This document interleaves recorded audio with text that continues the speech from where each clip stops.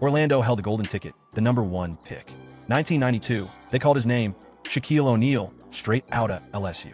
And just like that, the Magic were box office. Overnight sensation. Good heavens, Shaq was here. Shaquille, a force of nature unleashed. Records crumbled, backboards shattered, and so did the hopes of anyone daring to stand in his path. More incredibly, he toppled the seemingly untouchable Michael Jordan in the playoffs, a feat that propelled Orlando to the finals at warp speed, a trajectory unseen for most would-be dynasties. We weren't ready to hoist the trophy, truth be told. Young and green, same as the whole damn organization. We weren't a seasoned force like Houston, not yet. Felt like I was just playing away from my father. It was wild, though. We were on a tear, and then, damn, we took down the Bulls. Suddenly, it was pandemonium, like we'd conquered the man himself, Michael. While the Shaq we remember most slams through history in Laker purple and gold, Orlando's Diesel was a whole different beast. 130 pounds lighter, he flowed across the court like liquid mercury, leaving rival centers flat-footed and breathless. He'd rumble down court on the break, a freight train with finesse, leaving commentators shouting. For seasons, the Magic held him. For years of pure, unadulterated wonder. But did Orlando Shaq, this force of nature unleashed, truly reach the heights he should have? A question that still hangs, shimmering, in the Florida air. Shaquille, ever the self-effacing giant, wouldn't crown himself king of the college centers during his LSU days. Sure, the numbers screamed dominance, 26 and 14 with 5 swats a night, but Shaq tipped his hat to Duke's golden boy, Christian Laettner. Even the Dream Team bought into the hype, handing Laettner a coveted spot on the '92 Olympic squad. Laettner, huh? Whatever happened to that guy? All right. Penny had the better college resume, no doubt. Gotta keep it real. In my head, though, I should be the guy, the go-to. But if I ain't touching the rock, calling the shots, then what's the point of being on any squad? So, he earned his stripes coming in, but I was still gonna make sure this was my house. The engine in his head just kept roaring. Number one, gotta be #1. Problem was back then, Shaq was still an enigma wrapped in 22 years of awkward adolescence. Sure, everyone saw the raw potential, the earth-shaking possibilities, but whispers persisted. He was just a giant flattening smaller guys, they said, a college bully. But Orlando? Orlando was a sapling franchise, parched, desperate for a Sun King to lead them into the light.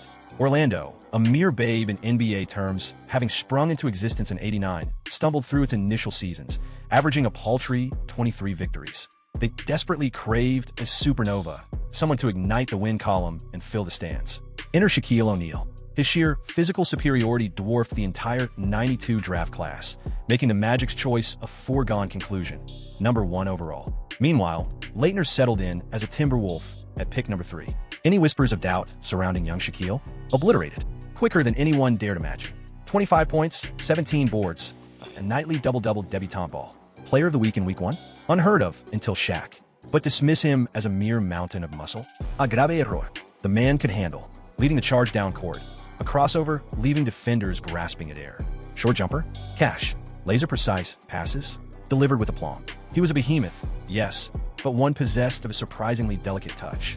Shaquille defied physics. A titan imbued with a ballerina's grace. That's the Orlando Shaq we witnessed. His pivots were dizzying, a blur of motion that belied his immense frame. He'd slither through double teams with finesse, a sleight of hand that overshadowed the brute force he also possessed. But let's be honest, the image seared in our memories is the backboard he. Shattered in Phoenix, that raw power defined him, even if it was only part of the story. Shaq's destruction wasn't limited to the scoreboard. A scattering of water bottles was scant cover for the devastation he wrought, like a cheap curtain hiding an earthquake. Mere months after demolishing a hoop in New Jersey, the message was clear. Shaq had conquered physics. The crowd roared its disbelief. The league, humbled, had no recourse. The shattered backboards demanded action. Following Shaq's inaugural season, the NBA surrendered, reinforcing the glass, demanding spare hoops be ready at every game, and implementing breakaway rims, a concession to Shaq's earth-shattering force. Shaq exploded onto the scene in '92, posting a monstrous 23.4 points with a ridiculous 56.2% field goal percentage, snagging nearly 14 boards a night, and swatting away 3.5 shots per game. He almost unanimously copped Rookie of the Year, only missing by a whisker. More than that, he was the first rookie voted into the All-Star game as a starter since MJ himself. Watching that young, agile Shaq operate was something else. With Shaq anchoring the middle, the Magic won 20 more games than the year before, finishing .500 at 41-41, just missing the playoffs thanks to a tiebreaker with Indiana. That early exit, though, it turned out to be a stroke of unexpected fortune. Missing the playoffs landed the Magic right back in the lottery's unpredictable embrace. With a mere whisper of a chance, just a 1% hope for the top pick, fate smiled on Orlando once more. Unbelievably, they snagged the #1 selection for the second straight year. As Orlando geared up for another draft frenzy, Shaq was off doing what he arguably did even better than basketball, captivating audiences, being pure entertainment. Shaq, a natural showman, charmed the cameras as easily as he dominated the paint. The NBA's newest sensation became a marketing goldmine, Hollywood beckoning with open arms. It was on the set of Blue Chips, that debut cinematic foray, where destiny intervened. There, he encountered Penny Hardaway.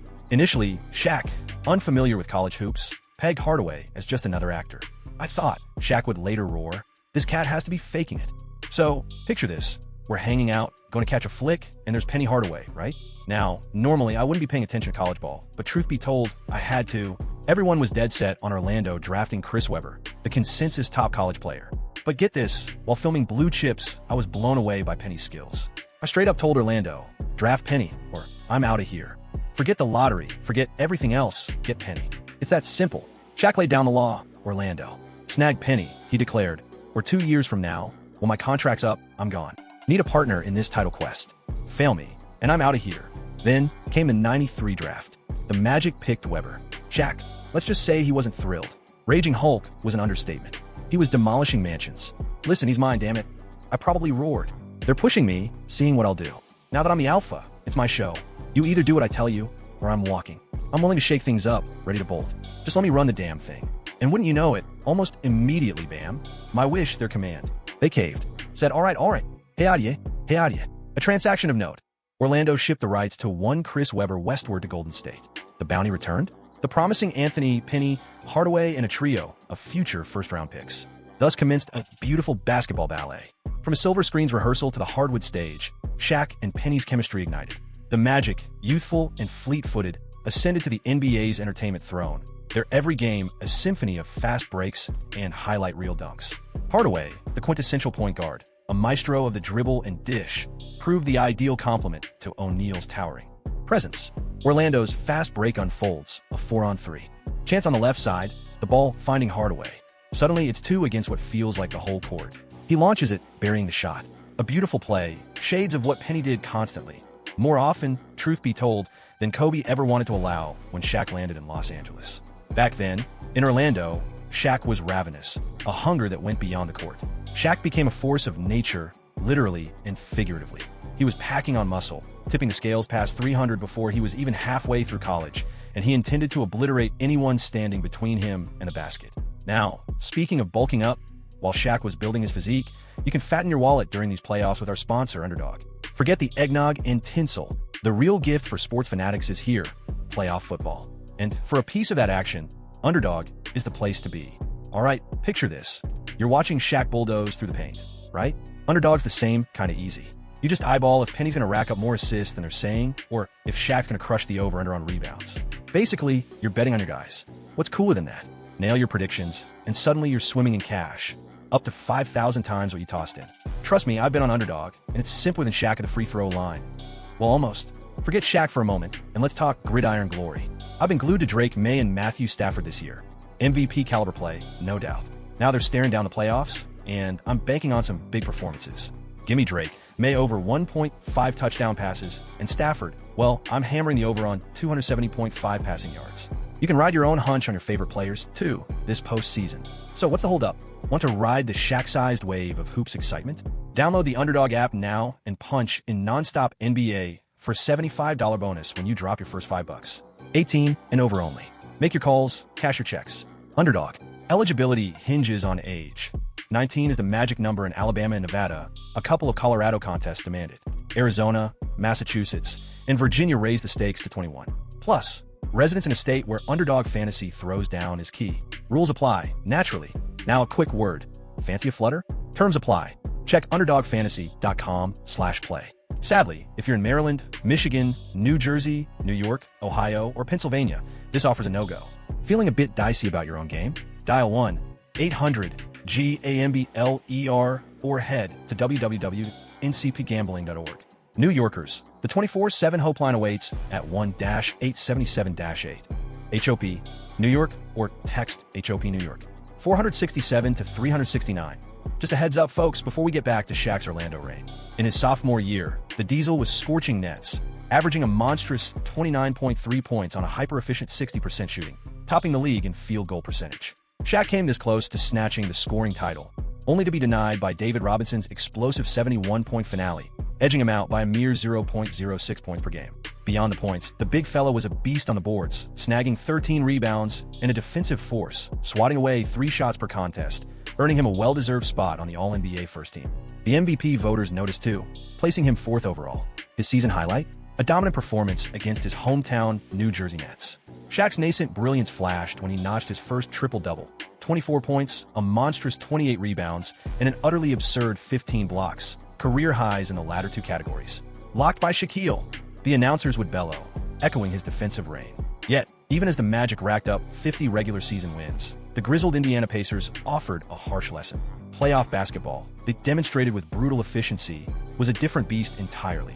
The Magic were unceremoniously swept, a stark reminder of their callow inexperience. The Indiana team wins now, 11 straight games. The Magic, scorching hot with the league's second-best record over the season's final 6 weeks, found themselves in the second round. Shaq, however, was uncharacteristically quiet, his 20.7 points a shadow of his regular season brilliance. Youthful exuberance aside, Orlando knew its inexperience was a heavy anchor. The summer of '94 saw Horace Grant, a vital cog from Chicago's three-peat machine, join the Orlando mix. Ryan Shaw, too, found his way to the Magic, signaling a team poised for ascension. And ascend they did. Penny Hardaway orchestrated the offense with flair, while O'Neal, a force of nature, relentlessly assaulted the basket, showing no quarter to opposing defenses. Surrounding Shaq, Anderson and Scott rained down jumpers when the defense dared double-team the big man. Grant, the silent enforcer, handled the unglamorous battles in the trenches. Off the pine, Shaw provided veteran calm when needed. The Magic, fueled by Shaq's continued 29.3 points per game, surged to 57 wins, claiming the East top seed and boasting the league's most potent offense. Still, that scoring title was his for the taking. Yet, the MVP trophy eluded Shaq, snatched away once more by David Robinson. But come playoff time, a beast was unleashed. O'Neal turned the paint into his personal kingdom, his scoring and rebounding numbers dwarfing all others. The Magic, fueled by Shaq's dominance, vanquished the Celtics 3-1, finally tasting their first ever playoff series victory. The Eastern Conference semifinals. Chicago, the Bulls, and the resurrected god of basketball, Michael Jordan, stood in Orlando's path. A trial by fire. Game 1 crackled with anticipation. Shaq, a force of nature, pulverized the Bulls for 26 points and 12 boards, anchoring a Magic victory, 94-91. But the defining moment? Nick Anderson, Orlando's unsung hero, pilfered the ball from Jordan in the waning seconds, sealing the deal.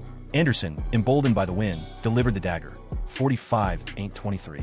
A brash statement, a gauntlet thrown, the echoes of which would reverberate throughout the series. Jordan, briefly number 45 after his baseball detour, promptly dusted off his old number 23 following Anderson's goading. A newly rejuvenated Jordan then exploded for 38 points in Game 2, a Bulls triumph of 104-94. Orlando clung to a 3-2 series lead after 5 bruising encounters, but the Windy City beckoned for Game 6. Chicago anticipated a Jordan-led Bulls resurgence, a push to force a Game 7, but Shaq, behemoth of the Magic, had different ideas brewing. Shaq threw the stat sheet at the Bulls. 27, 13, 4, and 4. Points, boards, dimes, swipes, a full course meal of dominance. And Shaq with a steal. Who sees that? Then, the big fella's handling the rock in the card.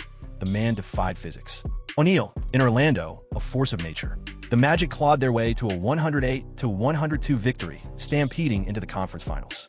Shaq's stat line in the '95 Eastern Conference Finals, a cool 24 points, 13 boards, and 4 assists, quietly screamed playmaker, a facet of his game perpetually undervalued by the masses. After schooling the Pacers in the regular season, the Magic met them again for a rematch in the conference finals. The series was a nail-biter, home court proving an impenetrable fortress for both sides for 6 straight games. Finally, back in Orlando for a winner-take-all Game 7, the Magic detonated on the Pacers, obliterating them by 24 points. O'Neal's dominant 27 points and 10 rebounds per game propelled them to their maiden voyage to the NBA Finals. But the celebration was short-lived as they faced the Houston Rockets, where the hype clash between Shaq and Hakeem Olajuwon took center stage. Game 1, however, was hijacked by unexpected heroes, the role players. 10 ticks remained, the Magic nursing a fragile 3-point lead. The ball nestled safely in their grasp. Then disaster. Nick Anderson, usually reliable, bricked 2 free throws. A collective groan swept the arena, but hope flickered when Anderson, hustling, snatched his own rebound. Fouled again, a chance for redemption, for breathing room. He towed the line, aimed, released, and missed. Again, the arena held its breath, a silent plea hanging in the air. 2 more. Points, 2 more bricks. 2 ticks remain a lifetime. Nick Anderson, poised to ice it, choked. Brick. Then Kenny Smith, a prayer from downtown, splashed through. Overtime. Hakeem, ever the phantom, haunted the glass. The Rockets, by a breath, stole Game 1, silencing Orlando's faithful. Anderson, forever branded, carried the weight of what might have been. That finals loss, a bitter pill dispensed by Houston and their wily veteran Hakeem Olajuwon, seemed to deflate the Magic's youthful exuberance like a punctured balloon. The Rockets, seasoned warriors by comparison, pounced, capitalizing on Orlando's shaken confidence. Close games they may have been, but Houston ruthlessly closed them out, completing a sweep of the cocky young upstarts. Yet, amidst the wreckage of defeat and the sting of Hakeem's dominance, Shaq burned bright.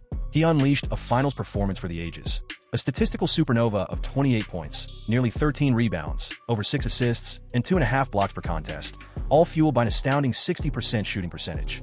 A valiant, Herculean effort, tragically lost in the shuffle of a disheartening sweep. Shaq, for all his monstrous presence, was still just a kid, raw potential unseasoned by true leadership. Years later, he confessed to an epic bender with Dennis Scott after conquering the East. They figured, dethroning Jordan, that the title was already in the bag. Man, we hopped on this little jet, Shaq later reminisced. Flew straight to Atlanta, hit Magic City hard for 2 days because we had like 5 days off. We were off the rails, man. Just completely willed out. We'd slain Jordan and even tasted victory against Houston earlier that year. A championship felt inevitable, yet that naivete would be our undoing. We lacked the seasoned grit to maintain our edge. Then, the universe seemed to conspire further.